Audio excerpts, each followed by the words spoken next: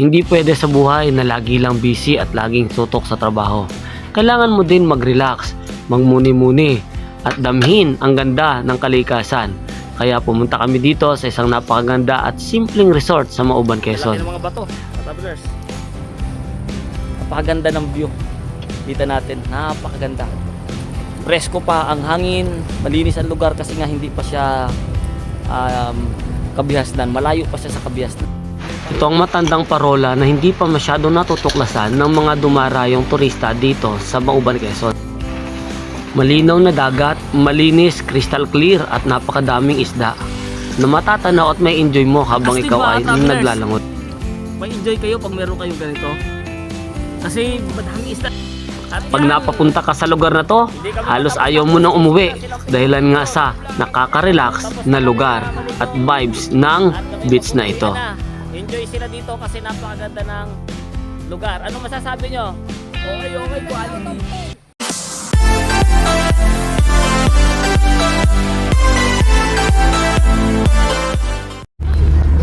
Maagang maaga nagsimula kami magbiyahe papunta Mauban, Quezon para puntahan nga ang natatagong munting paraiso. Napaka-relaxing ng biyahe. Kitang-kita namin ang napakagandang sikat ng araw sa ibabaw ng mga bundok at mga punong kahoy.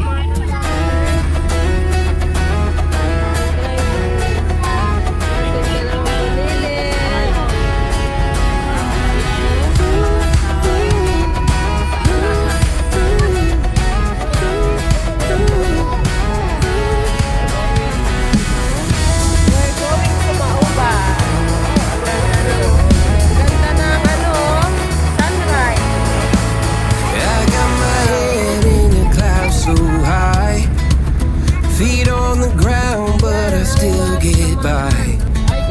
Rules were made for someone else to try. Not me, not me. They said slow down, son, take your time.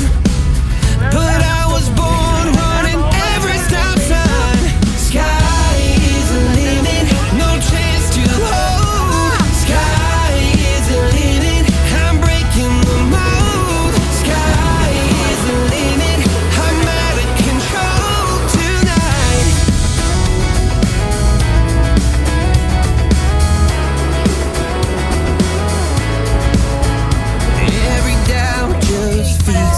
Flame.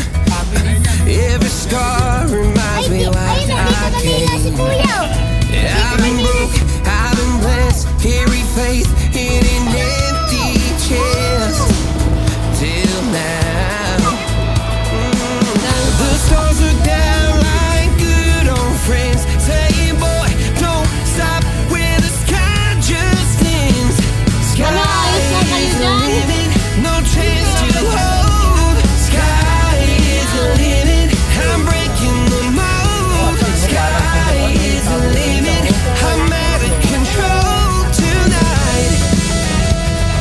Pagkalipas ng halos isang oras na paglalakbay, ay narating na namin ang pasukan papunta sa natatagong paraiso, ang Parola Beach Resort.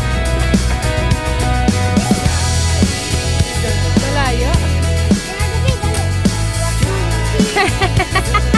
Ano na to, Robert? Nahimik ka na eh. Kanina pagsakay yan ang ingay mo. Parang may suka. Okay, punta na kami. Hapot-hapot sa baba ang dagat.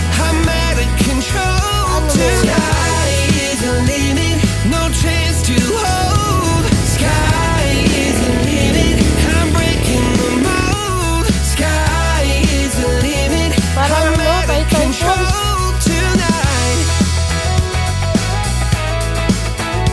Ang ganda pala.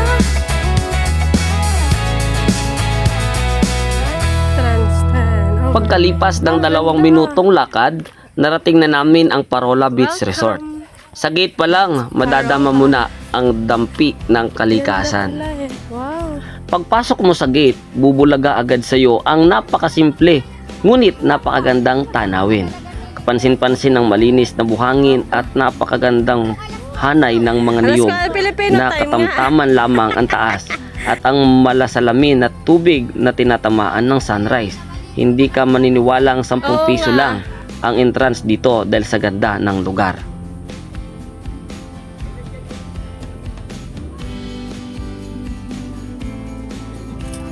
Damit. Nandito po kami sa Parola Beach dito sa Mauban, Quezon. Maganda tong area na to kasi pag mga religious gatherings, lalo na napakaganda dito. Yung puto mo. Ano siya, nature friendly. Ang mga cottage niya ay gawa sa natural, gawa sa mga dahon ng niyog at Kawayan. nipa ang bubong karamihan ng mga cottage doon na na pwedeng tulugan. Tapos pwede kayo dito magdaos ng mga religious gatherings dito sa lugar na to. Dahil ito ay mura lang. 10 pesos lang ang kanyang entrance sa araw. Pag mag-overnight ka, plus 10, di bali 20 pesos, 24 hours stay na, 20 pesos. Tapos ito 300 itong isang cottage. Ang maganda dito ang dagat, kaso kapag medyo low tide siya, mabato, no? Pag low tide. Ayan.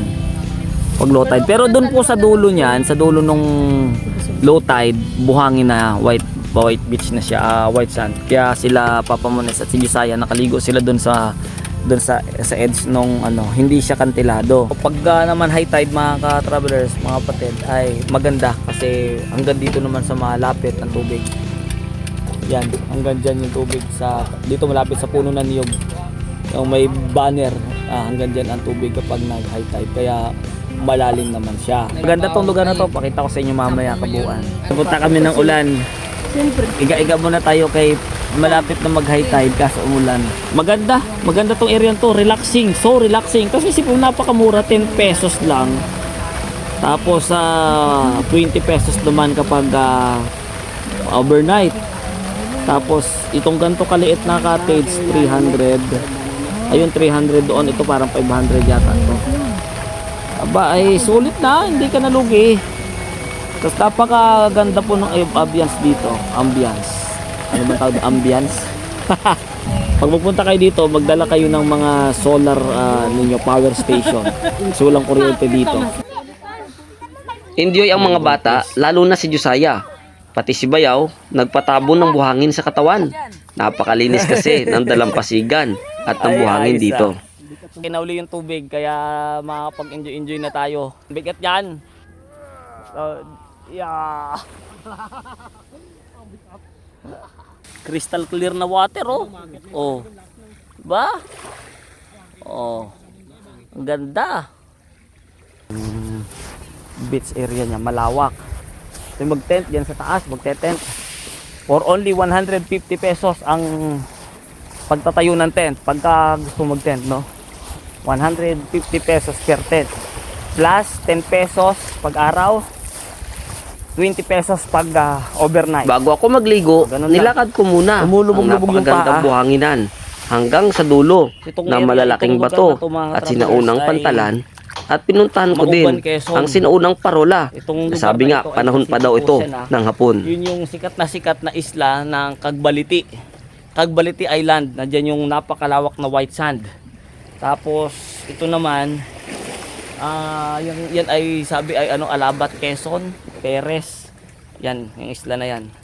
So para makita natin, no, yung lugar na yan ay tinambak ng mga bato na pier nga daw nung panahon ng hapon.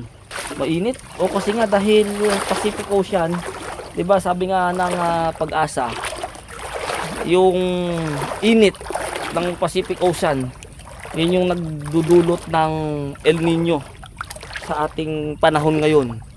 Kaya ramdam mo yung init ng tubig. Ganun pala, no? Madulas, kaya hindi pwede. Ayoko doon naman. So kung kayo ay galing Maynila, gusto nyo mag overnight dito, gusto nyo mag-relax dito, madali lang pong biyahe, no? Kailangan mag-ano lang kayo, itong tinatawag nila na backdoor. Rizal, Antipolo, papunta po ng Lukban, Sampaloc, Quezon, papuntang Mauban, Quezon. Tapos Parola Beach, pantalan ho siya, no? Kala ko kanina sa malayo, ang tingin ko mga buhangin lang. Pero sementado. Pag tiningnan mo siya sa malayo, para siyang isa talagang pantalan. ito nga daw ay daungan ng mga Hapon. So hindi ko alam kung talagang itong brick wrap na ito ay sinauna pa o bagong gawa na lang. Makita natin yung mga tambak niya dito. Yung tinambak na bato dito ay iba kaysa dun sa mga nasa palibot. Yung nasa palibot mga solid na bato. Yan mga solido, di ba? Na bato ang tinambak sa palibot. Hindi basta-basta to matitinag kahit anong lalakas ng alon. Tapos yung nandito parang ibang klaseng bato din, parang mga gasang. Yun yung ginamit dito. Pag tumingin ka sa dakong yon, yan po yung kabundukan ng Quezon Province Tapos banda ron, yun yung bayan mismo ng Mauban. Yun yung parola nasa taas. Sinaunang parola. Ay siguro breakwater ito. Tapos dito yung mga barko ng mga Japanese dumudunggo dito sa gilid papunta doon. Hula-hula ko lang yan. Pacific Ocean to napakaganda. Presko pa ang hangin, malinis ang lugar kasi layo pa siya sa Kabiasnan. Tapos yun yung beach.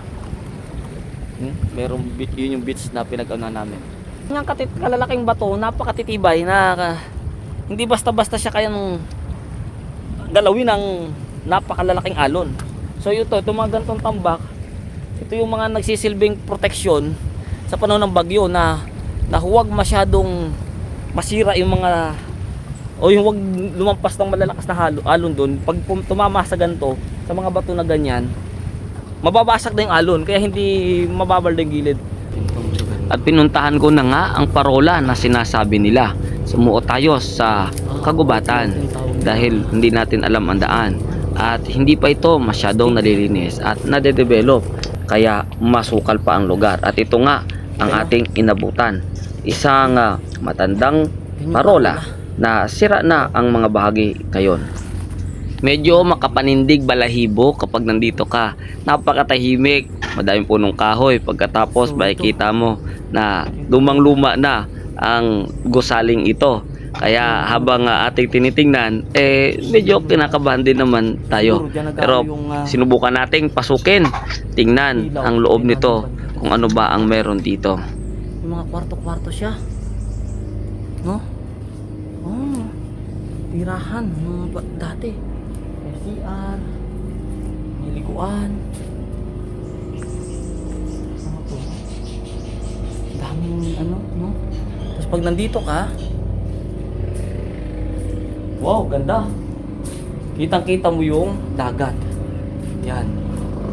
Kitang-kita mo doon. So kaya siya parola, kaya nandito yung parola niya kasi nga yung lugar na to parang patulis, no, nasa kantuhan na ganyan. So yung mga bangka galing doon papuntang bayan, pwedeng sumadsa dito sa lugar na to pag wala yung parola. Pero dahil may parola siya, sa tingin ko umiilaw pa rin to pag gabi. Kasi yan, may solar. Kita ko sa inyo. Ayan. Yan yung pinakang parola niya. So hindi ko alam kung nakikita pa ba to doon. Kasi may mga nyug na Mukhang sinauna na talaga, no? Mukhang matanda na. Mayroon dito sa puno ng ano ang klaseng puno to? Parang sampalok, yan. Sinauna.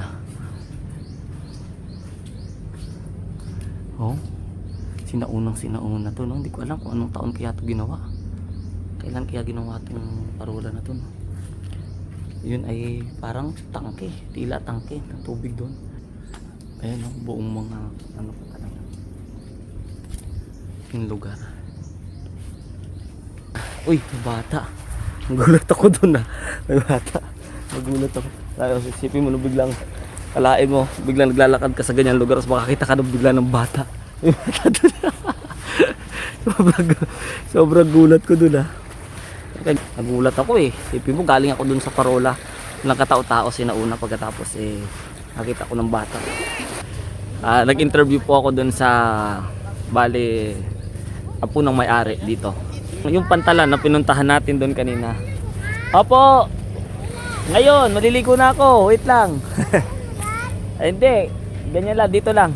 So, yung ano na yon, yung pantalan, sang-ayon sa kanilang pag-interview daw doon sa mga Coast Guard dati dito, yan daw ay nadatnan na nilang ganyan. At yung lighthouse na ating pinuntahan, yun daw po ay sa kwento ay panahon pa nga talaga ng Hapon. Enjoy si Brother Josiah, oh. Yung dalawa ni Athena.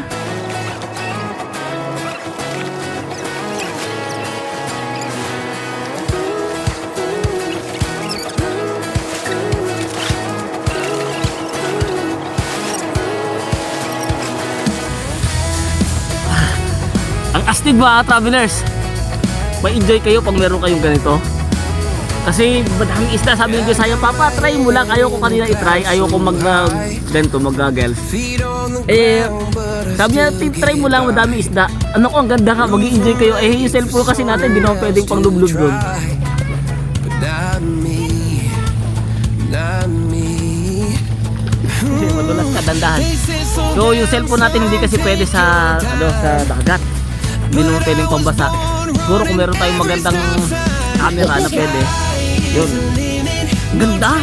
Kaya gusto ko talaga magkaroon ng camera na maganda para... Uy, tinelas mo! Ay! Pasyal kayo dito. Tapos dala kayong mga goggles. Ma-enjoy kayo dito sa... sa... paliligo. Mamaligo na! Daming isda na iba't ibang kulay. Para kayo nasa aquarium. At the best aba. Yung mga anak ko, yung mga bata. Good, diba? Sabi natin na, good! Good! Ano nakita mo sa ilalim? Ano pa? Ako nakahuli. Kasi ikot ang kabinet na malaki. May kasunod. Kita. Kanina may nakita Kaya try natin. Diba kanina may nakita ko. Friends saying, boy, don't stop where the sky just ends. Sky is the limit, no chance to hold. Yes, si Mami, oh. Saan ka napupunta, darling? Alam mo itong mga nanay, dapat yan binibigyan ng time. Kahit once a week na maghapon na nagpapahinga. Yung hindi sila masyadong... napapagod daw siya. Napagod ka na magpahinga? Alam mo, dapat yung mga nanay, yung mga asawa ninyo, hindi nyo lagi binabanda, bigyan nyo ng panahon maghapon na walang ginagawa, makapagpahinga lang. Ganyan, mag-enjoy, di ba? Abay, hindi matatawaran ang gawain ng mga mother. Pahinga din darling ko ngayon dito. Basta mahalin nyo yung mga asawa nyo, mahalin nyo po yung mga darlings nyo kasi yan yung nagpapakain araw-araw sa atin. Kaya bigyan nyo sila ng magandang simple, hindi magasto na pa-blow up. Punta lang dito sa Parola Beach. 10 pesos lang. Ano ba? At yan, hindi kami matapos-tapos. Kaya sige lang silang picture-picture. Tapos na kaming maligo. At kami mag-uuwian na. Enjoy sila dito kasi napakaganda ng lugar. Anong masasabi nyo? Okay, quality. Ayan, masarap mag-tent. Sarap dito mag-overnight, no? Sa susunod, babalik kami dito mag-overnight. Magpo-full video tayo ng overnight dito activities. Welcome! Entrance, rate 10 pesos, overnight 20. Cottage, ayan. Meron 300, may 500, at may 1,200. At yan, let's go! Uwian na! Ito yung medyo nakakapagod na part. Pagpapunta pa lang, energetic. Pero ngayon, medyo uwian na. Energetic pa rin yung isa. Huwag na umuwi. Huwag na umuwi. Ayaw na daw kasi. Maganda daw dito eh. Maganda daw dito eh. On a trip, on a boat, on a lake. I'm tired of Okay, feeling all so ayan, hanggang sa susunod na ating mga pag-camping. Try natin dito, mag-overnight tayo dito para makita na masubukan natin at enjoy natin yung lugar dito ng mas mahabang oras at panahon na may dalang gitara, mag-aawitan tayo, siyempre mag-relax tayo sa lugar nito sa susunod. Okay? Bye-bye!